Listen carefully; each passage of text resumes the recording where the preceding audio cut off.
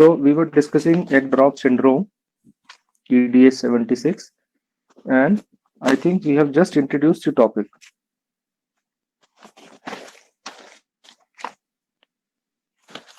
What was the last part we discussed? I think the host range. The host range we have discussed, if I am correct. Now we go ahead with transmission. So there are three major modes of uh, transmission. We all know transmission can take place by fomites, Farberger, and all that. So considering that, that is hmm, I will just discuss the major three modes of transmission from systems. First is vertical transmission from the breeder stock Sorry, your to voice the is breaking. stock. Voice is breaking. Oh, just wait.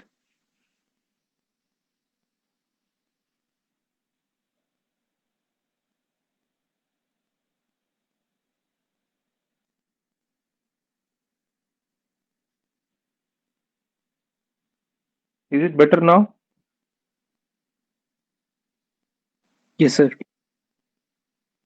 Hmm? Okay. So three major modes of transmission. First one is the vertical transmission from breeder stock to the young chicks. Breeder stocks to the young chicks, parent stock. Then there is lateral transmission. Lateral transmission, and this happens between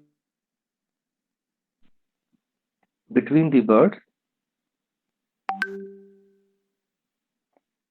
This type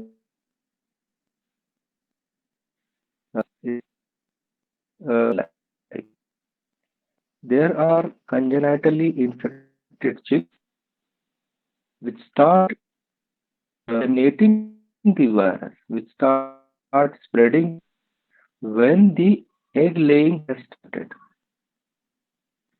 When the egg laying has started, that time there is rapid spread. This is also called as endemic form. This is also called as endemic form. The virus appears in the feces, intermittent shedding of virus in feces. However, it is appearing from or it is being shed from oviduct, not from intestine. The virus appears in feces, but it is being shed from oviduct. Through oviduct and cloaca, it reaches the feces.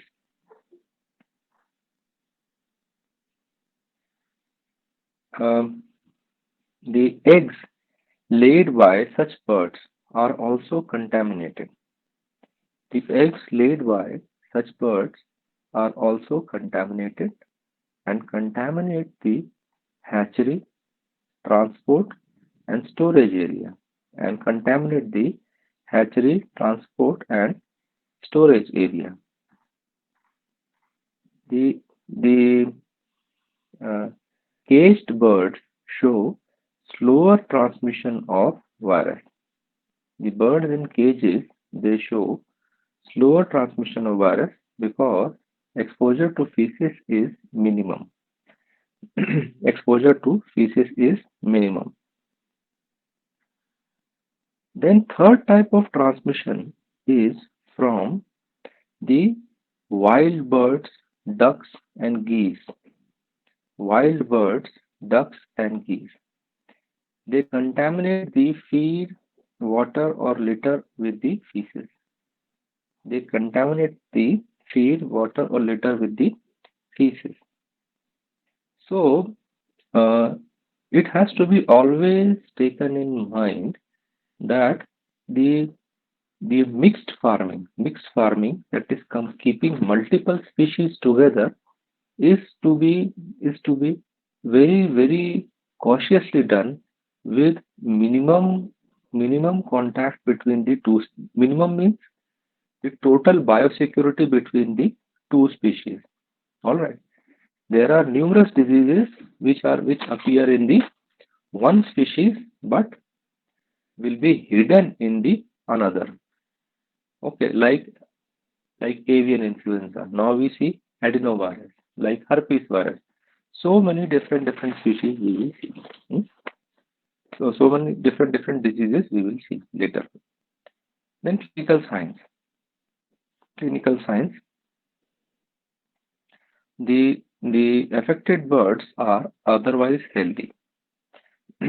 Generally, the farm showing outbreak of EDS 76, the birds will appear healthy, but in some cases, anorexia, dullness, and temporary diarrhea, transient diarrhea. In some cases, anorexia, dullness, and temporary diarrhea is seen.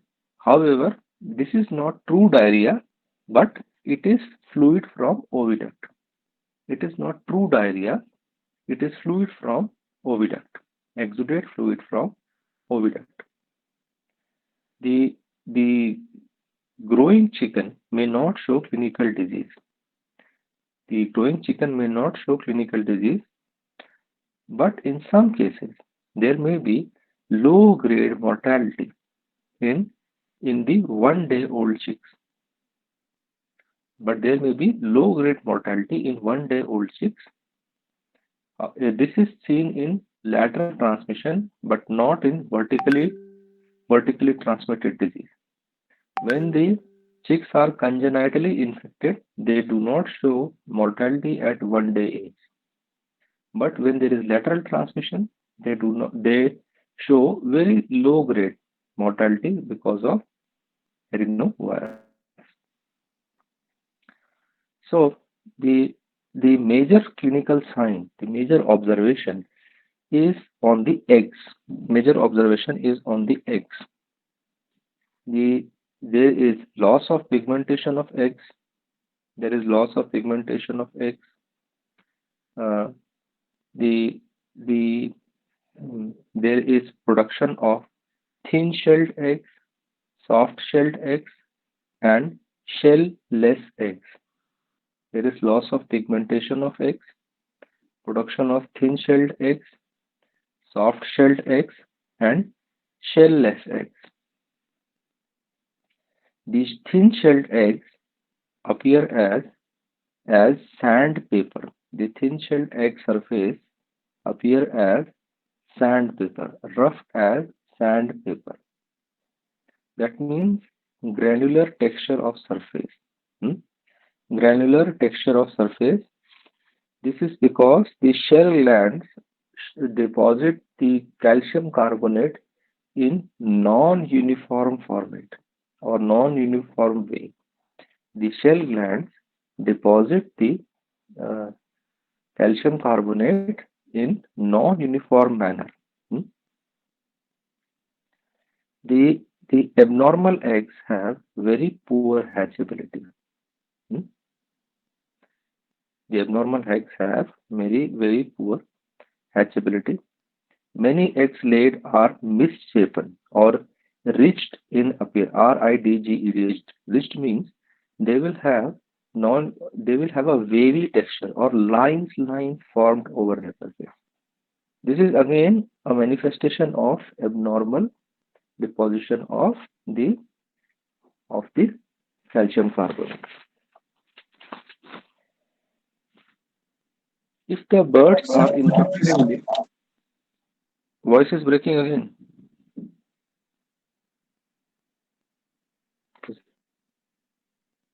Sir, could you please repeat that last point?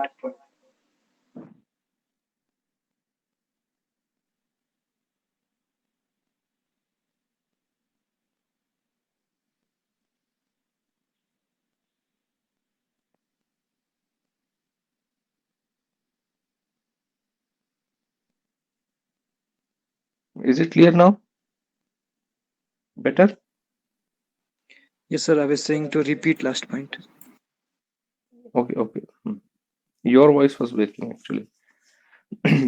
Anyways, which point you have missed? Sir, lines on shells. Okay. The the The deposition of in pathogenesis, again I will talk about this. There are different types of manifestations of the eggshell abnormality. First of all, the egg may be misshapen. Egg may not have the normal oval shape. It may be round shape or non-uniform shaped or anything like that. It is very similar to what we have seen in infectious bronchitis. But in infectious bronchitis, apart from shell, the internal quality, the albumin especially, chalaza will be broken. Albumin will be thin. Albumin will not have separation of thick and thin. All those things also appear here. Only the shell abnormality, and that shell abnormality is very prominent. So it starts with misshapen eggs, then thin-shelled eggs, soft-shelled eggs, and shellless eggs. Then the eggshell with presence of granules, sandpaper appearance. Underline this sandpaper appearance.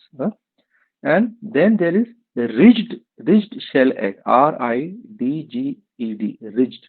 The ridges means it will have lines, lines, pattern of lines over their surface. Ridged shell eggs. So these are all manifestation of abnormal deposition of eggshell. This virus will go and affect the birds. Moreover, affected eggs do not show good hatchability. Those eggs which appear normal will show good hatchability, but those eggs which are having these issues will not show proper hatchability. The birds infected in late stage of production, they show molting, and after molting, when the birds come back in laying, they show normal production. The bird's affected flock may suddenly show molting. If you know about molting, that layer birds, suddenly they will shed their feathers and stop laying eggs. And after some time, they will again come back. They will have new feathers, and they will again come back to laying. This is called as molting of the birds. And after the molting, many of the issues in previous egg laying are resolved actually. Hmm. The the uh, production fall is around 40%. Production fall is around 40% on an average, which may be more than 40%, like 50%, etc., or even higher, depending on the severity. Hmm. The production fall, the what actually the major diagnostic point in a layer flock of EDS 76 are three major points.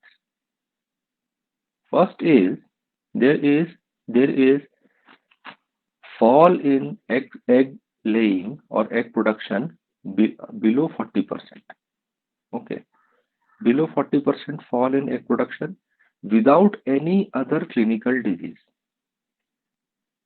In any infectious disease, egg production may be falling down. All right, but there will be clinical signs.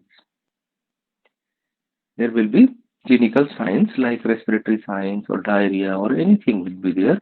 But in this case, very mild clinical signs or no clinical signs will be seen. So reduction in egg production by 40%, even higher if complications are there. And then whatever eggs are being produced, they are abnormal eggs. So drop in egg production without noticeable clinical signs by 40%. Then production of abnormal eggs. So abnormality I have enlisted. And third important point is that the only shell abnormality are seen. Internal quality is all right. Only shell abnormality are seen. Internal quality is all right. Now the third point is for differentiation from infectious bronchitis. However, in infectious bronchitis, bronchitis, there is also a stage of respiratory signs. There is also a stage of respiratory signs. So the production after few days may resume back as the birds recover from disease. As the birds start showing resistance, the production resumes after few days. The gross lesions are minimum. Gross lesions are minimum, but the affected bird shows edema of uterine folds. Edema of uterine folds. See the part where the the shell is deposited is called as the uterus. It is the last part before the cloaca. It is the last part before the cloaca. It is a pouch-like structure, and here the developing egg is subjected to deposition of eggshell. And apart from other parts, this is one of the most affected part.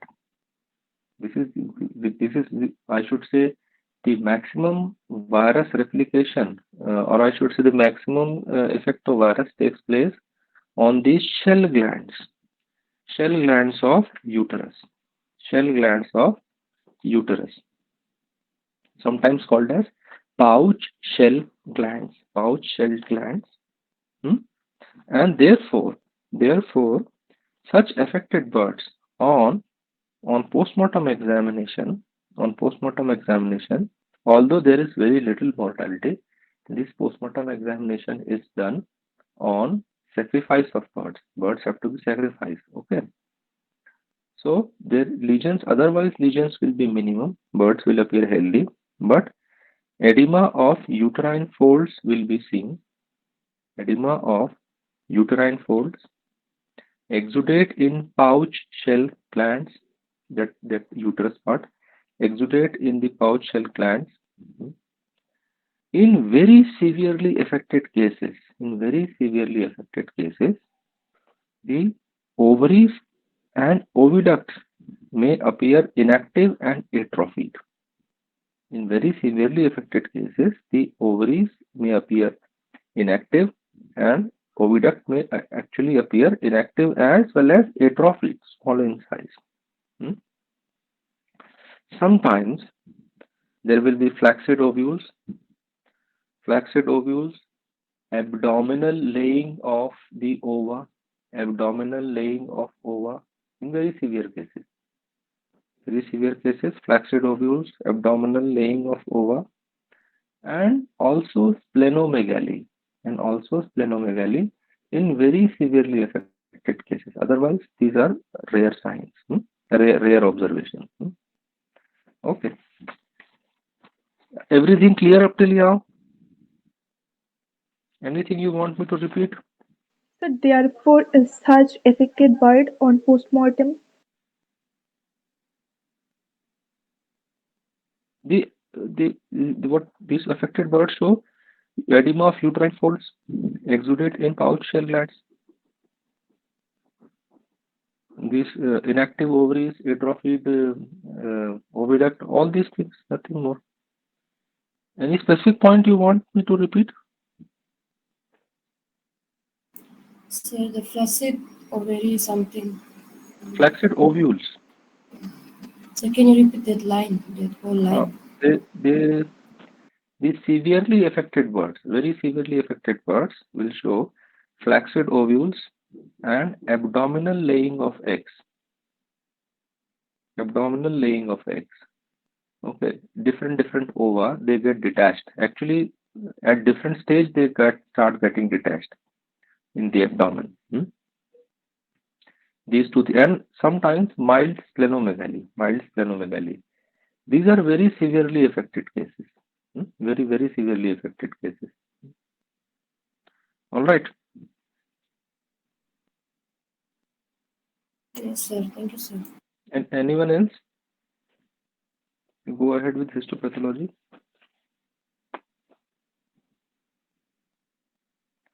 Okay, histopathology. The maximum changes are seen in oviduct. Maximum changes are seen in oviduct. The pouch shell glands are most affected. Pouch shell glands are most affected. The virus replicates in surface epithelial cells, nucleus of surface epithelial cells. Virus replicates in nucleus of surface epithelial cell, and by seventh day, intranuclear inclusion bodies appear. By seventh day of infection, intranuclear inclusion bodies appear. Please remember, adenovirus shows intranuclear inclusion bodies. So the infected cells are sloughed off in the lumen. Infected cells are sloughed off in the lumen. There is rapid and severe inflammatory response, very severe inflammatory response with heterophil, which later are replaced by, which are followed by, not replaced by, sorry, which are followed by macrophage, plasma cells, and lymphocytes. Initially, there is heterophilic response, but later stage, macrophage, plasma cell, and lymphocyte also appear. There is mucosal edema, mucosal edema, mucosal edema, and and after few days, the inclusion bodies may disappear from oviduct. Inclusion bodies may disappear from the uh, the oviduct epithelium, but by other techniques, virus can be demonstrated. Virus is still present. By other techniques, virus can be demonstrated. The infiltration, or I should say, inflammation becomes mononuclear in later stages. Inflammation becomes mononuclear. Heterophils reduce in number, and mononuclear cells keep on increasing. Later stages, the inflammation keeps on turning mononuclear, mononuclear in nature. There is regenerative changes in the epithelium, regenerative changes in the epithelium, and the recovered birds, start showing areas of cuboidal epithelium, presence of cuboidal epithelium, which so sorry, the point is the number of cuboidal epithelium starts reducing, while some damaged epithelium starts this. Okay, I'll restart this whole sentence once again. There is epithelial regeneration, and this regeneration is non-uniform. This regeneration is non-uniform. Initially, it is squamous, and then they turn cuboidal epithelium. They turn into cuboidal epithelium. So there is presence of some normal pseudostratified ciliated columnar epithelium. Normal is pseudostratified columnar epithelium, while recovered one initially squamous, later the cuboidal. So there is non-uniformity of normal epithelium, non-uniformity of normal epithelium, and that is why the deposition on eggshell is also non-uniform. This happens all over the oviduct, maximum in the glandular portion, maximum in the uterus.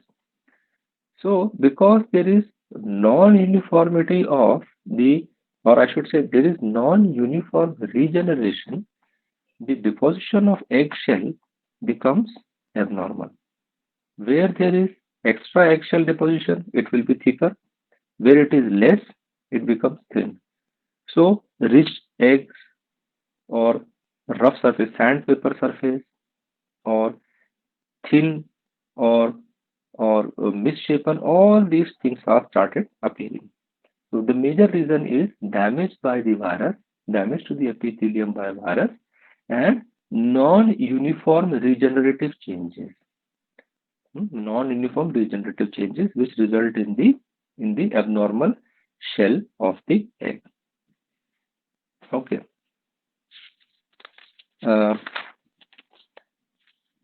The diagnosis is by molecular test.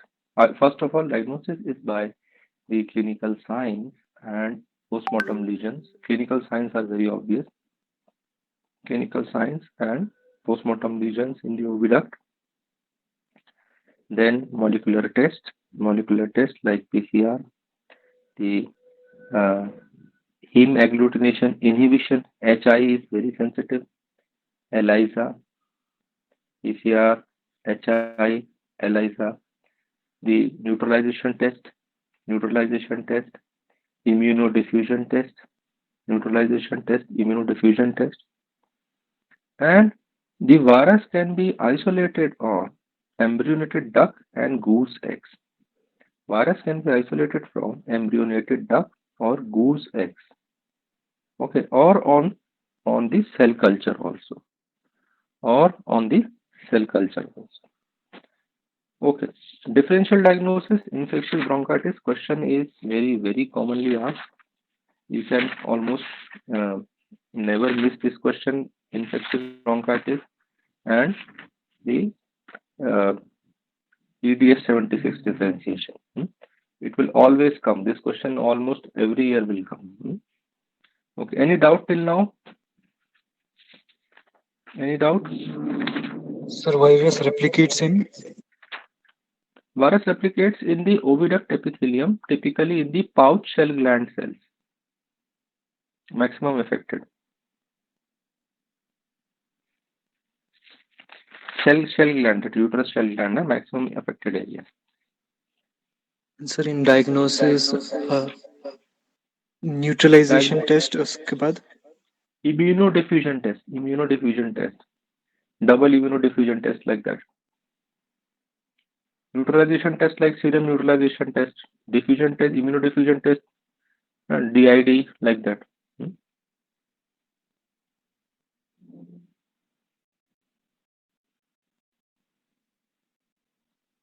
Virus can be isolated. Yes, once again. Sir, virus can be isolated after this. Virus can be isolated in the goose eggs, embryonated goose eggs, duck eggs, and also on cell culture. Also and cell culture from duck or goose egg. Sir, before gross lessons you said about 3 points. Sir, can you please repeat second points? 3 points regarding the diagnosis. The first one is the drop in egg production. The egg production will drop, and with minimum clinical signs. The egg production will drop, but with minimum clinical signs. Then there will be abnormality of egg shell. There may be no abnormality of the internal quality of egg. All right. Yes. Yes, sir. Thank you, sir.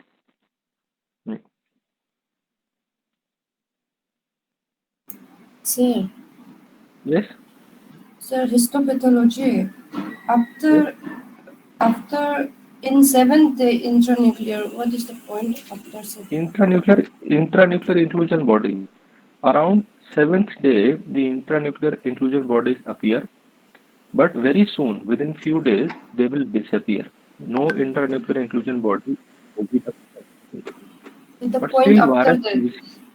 Still virus will appear. If you do PCR, the immunodiffusion test, the virus will appear in the oviduct. But inclusion body will not be formed now.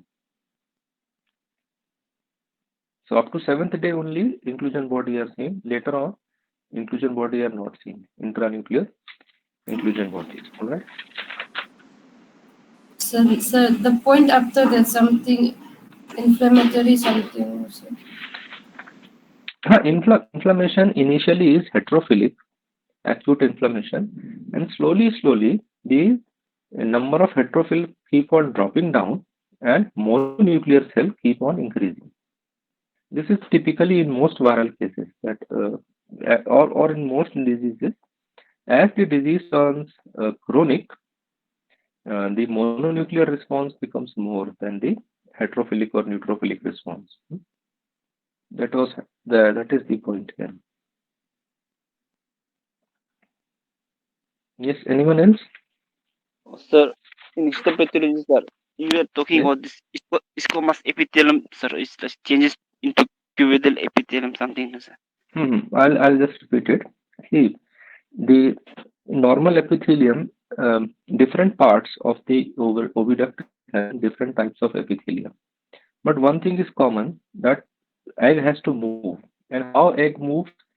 The musculature of the oviduct, as well as there is also presence of the pseudostratified columnar epithelium. This is maximum part. Apart from that, there are many glands, many glandular structures there in the oviduct.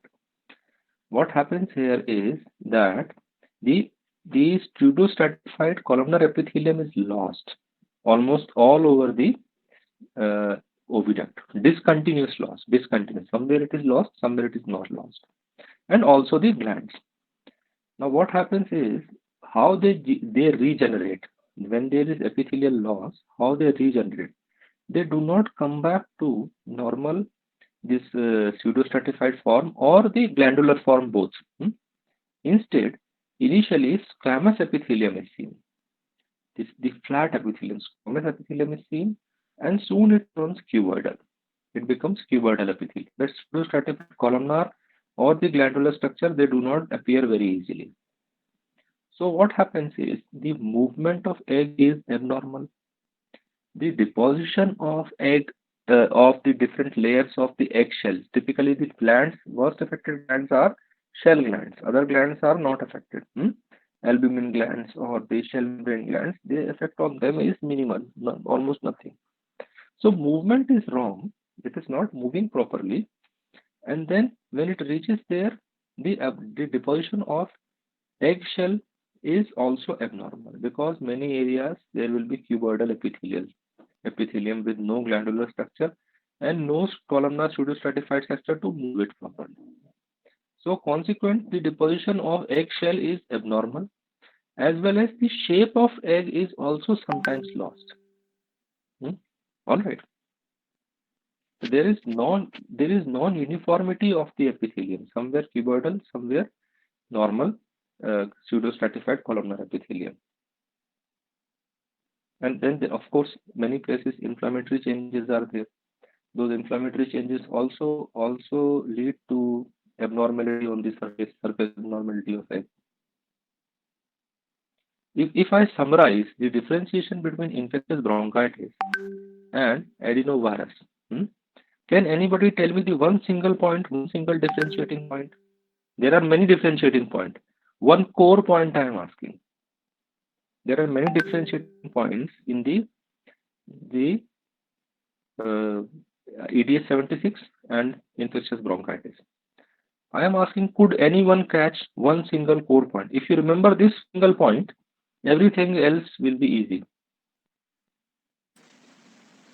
Sir, Can anybody internal changes are there in the infectious one, and here only external changes. for near infectious bronchitis, infectious bronchitis, and in EDS 76?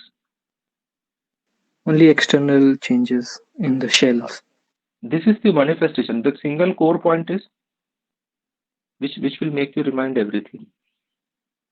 See, always remember, this is all right. I appreciate what Grawal has said just now. Yes, this is the major observation. But whenever you are studying a disease, or when you become doctors later on, when you are going into the field, the core point is actually the point of pathogenesis, or point, I should say, the molecule or the organ system or cellular system. From there, the core point arises. If you know that, everything else is all right. Difference between infectious bronchitis and the EDS 76 is that the major replication of virus is in pouch shell glands of the oviduct. All right. So maximum damage is in that place. So that's why we see the abnormality of shell. While in infectious bronchitis, almost all oviduct is severely affected. Almost all oviduct is severely affected. So all the types of glands, all the types of parts, all the types of cells are damaged. So the egg is affected internally also, externally also. All right. This is the core point. So try to have a, wherever there is a disease, you should always try to find out a core comment. Core comment. What I'm seeing here, 2-3 points of core points of that disease. If you remember much, everything else comes back by practice. All right. So okay, chalo, he could understand at least this that the external internal difference is there. Okay. Okay. So shall we move to next disease, Marek's disease?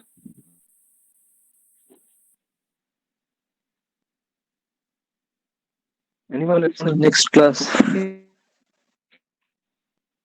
You want to prepare or what? Everybody else wants it or only he wants it? Everybody, sir. Everybody. Two people want it. Huh? Today morning I messaged to your CR. Today you want class or not? No reply came actually. I don't know whether he's sleeping still or what. So today Buddha Purnima holiday also. Arey, so it is already you are in home. I am in home. What more holiday will you want? Anyways, ठीक है. I suspend class from this point. The poultry pathology syllabus will be from. We will start. I am going to ask some questions again from Ranikhet and avian influenza. I'm going to include these two chapters once again in this one also, so that you properly study these two chapters once again. All right. So this course included will be Ranikhet, avian influenza, infectious bronchitis, ILT I have covered, or infectious bronchitis I have covered or not? No, sir. No, isn't it? I haven't covered ILT, isn't it? This chapter I want to cover. Just after exam we will cover it. Okay. So okay, what I will do by afternoon, I'll declare the course. I'll talk to Damodar sir also. Common course we will declare. All right. Thank you so much, sir.